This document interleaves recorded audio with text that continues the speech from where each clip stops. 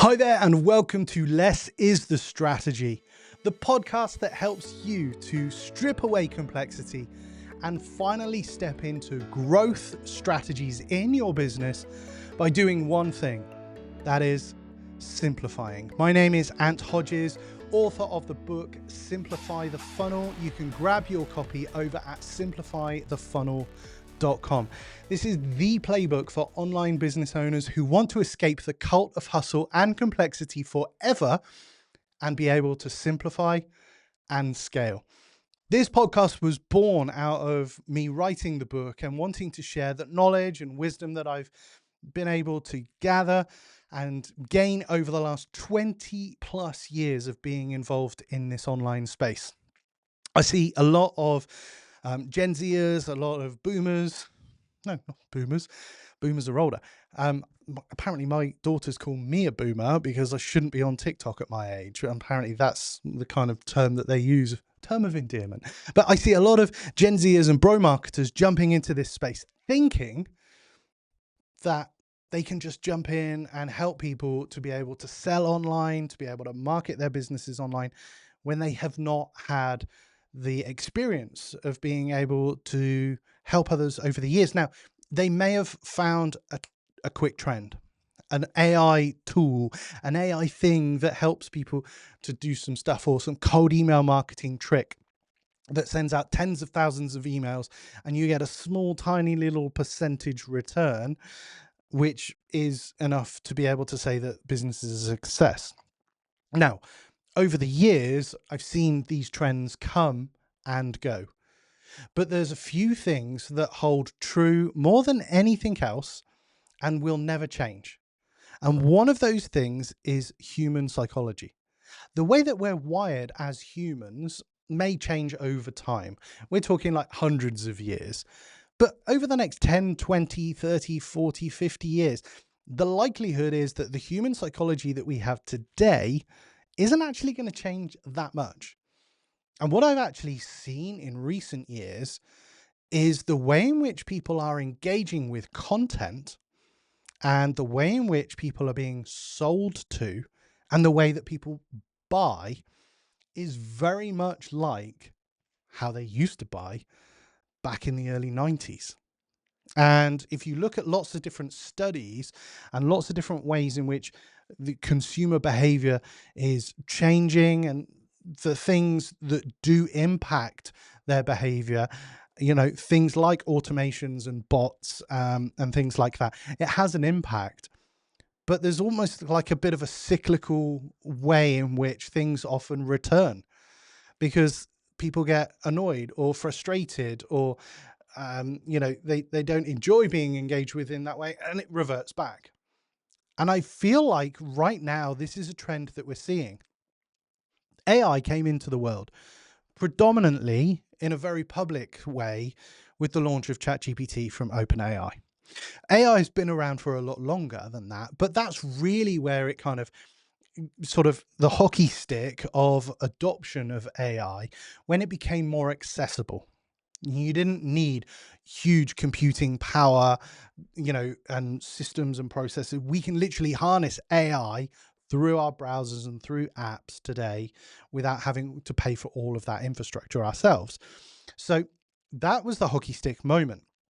And yeah, people started to create content when it first came out, and and I've seen many people, create 30 days of social media content in an hour or 30 days of social media content in 10 minutes, and going into ChatGPT and asking it to write a load of stuff, export that, drop it into Canva, import that data, select images, bish, bash, bosh, export, you've got your content. It's a way in which people have trained and still train people how to do it today, but it's certainly not a way in which I would recommend you do it. I would not recommend you do it because there are some people who are arguing that AI content is the best thing that they can do for their business.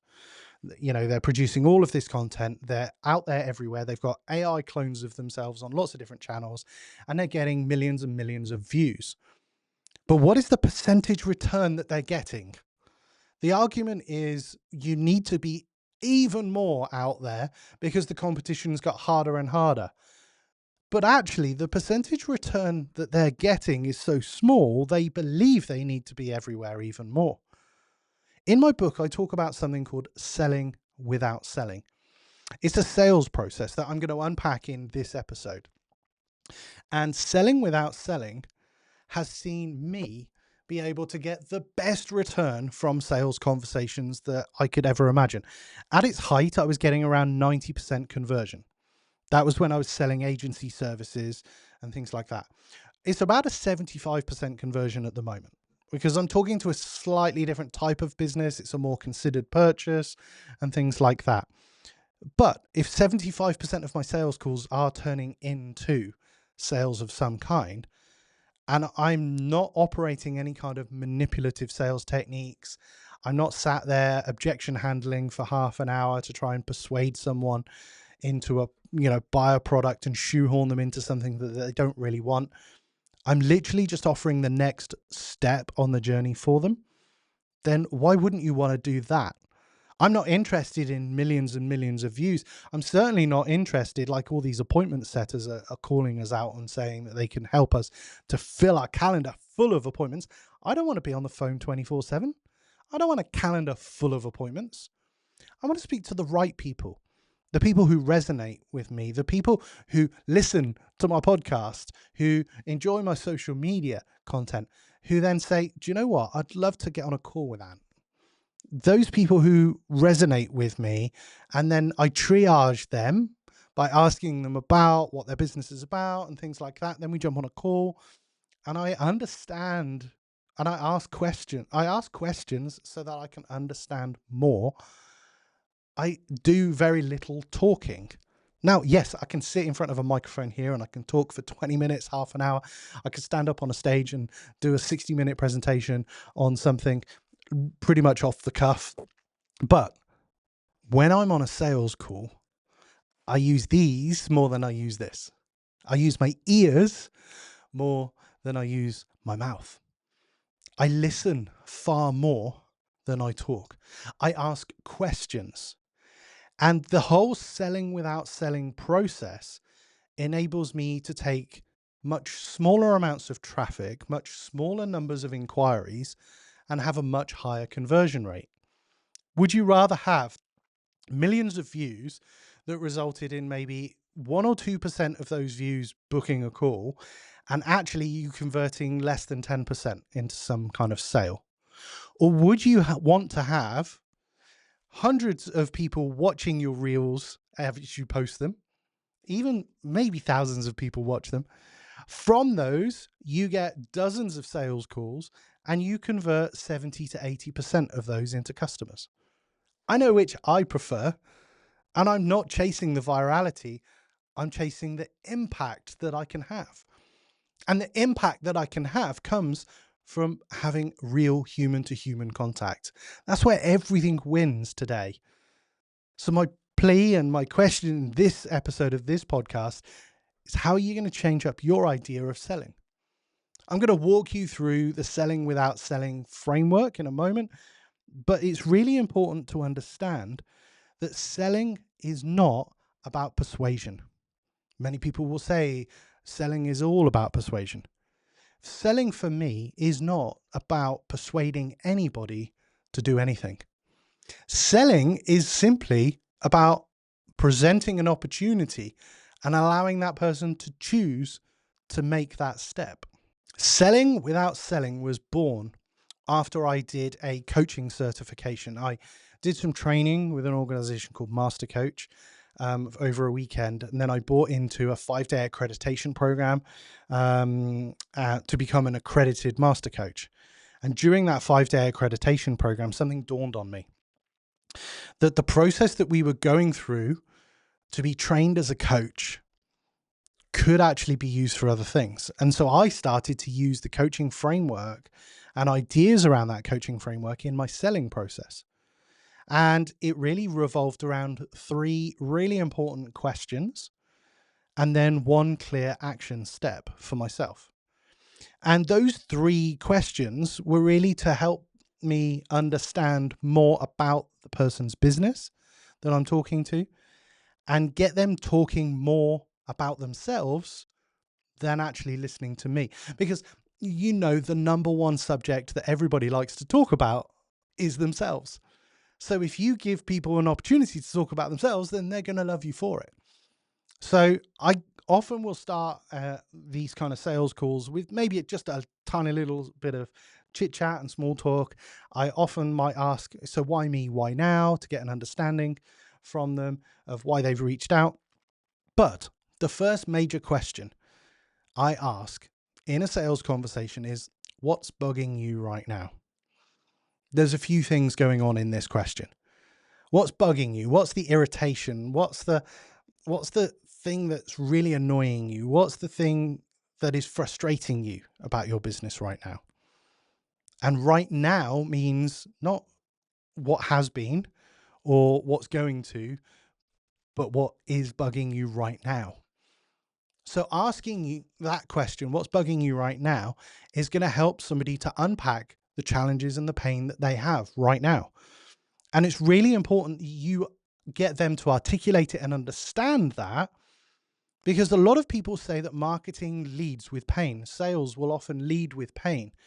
And rather than you spelling it out and being the person who is talking about pain all the time, if you can get them to talk about it, then that's better, because you're getting and hearing the truth from them as well. You're not making assumptions.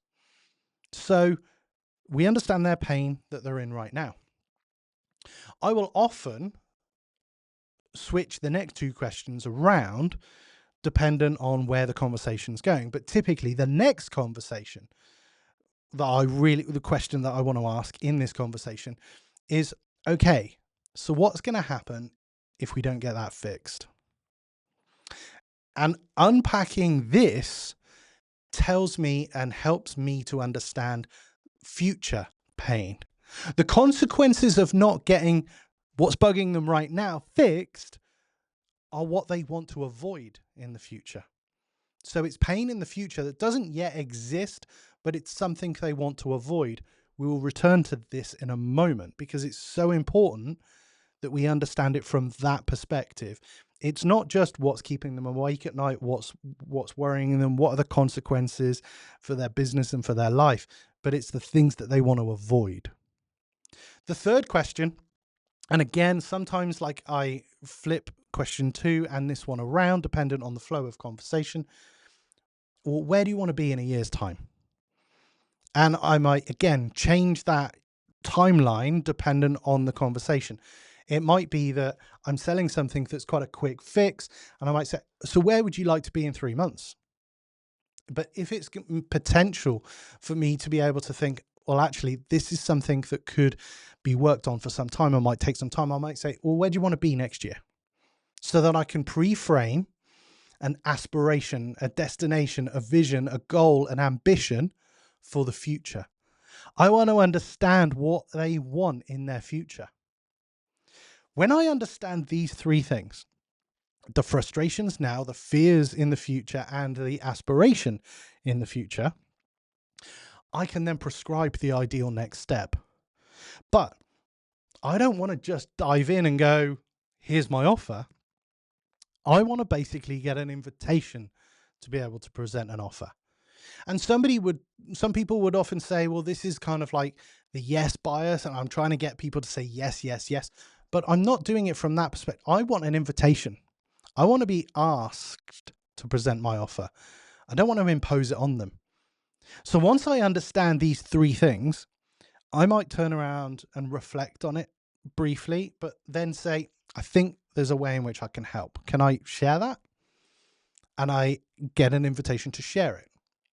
The next phase is I talk about the payoff and the benefits of a potential offer that I might have for them. I talk about wanting to be able to work with them over the next period of time to enable them to get X result, to enable them to remove the frustration that they're experiencing now. And thirdly, to avoid the consequences of the fears that they talked about. So what I'm doing in reflecting back and getting ready to present my offer is I'm reinforcing the conversation. So it shows that I've been listening. that they feel listened to and acknowledged. And then I'm like, I would talk about how we could work together on that. And then I simply say, so how does that sound? If I get a yes, then I will literally in one breath state, okay, well, that's going to be £5,000 over the next 6 months. How would you like to pay? One breath, one sentence. If they don't say that it sounds like it would be right for them, then I'll repeat back and I will go back and get some clarification questions on where their business is at and what might be right. Because what effectively I've done before I've even mentioned the price, I've positioned an offer that doesn't resonate with them. So there's no point in me presenting the price yet, because that will just be sticker shock and they'll walk away. I want to present the right offer before I even mention price. When they say that's exactly how I want to do that, then that's basically how I can then present the price. So saying 5,000 over the next 6 months, how would you like to pay, opens the door for the transaction to actually happen. And this is the part of the puzzle that plagued me for a little while. Once I figured this out, it's what has nailed every sales call. People who've been through my Selling Without Selling training, you can actually get access to this Selling Without Selling training as a mini course at sellingwithoutselling.com.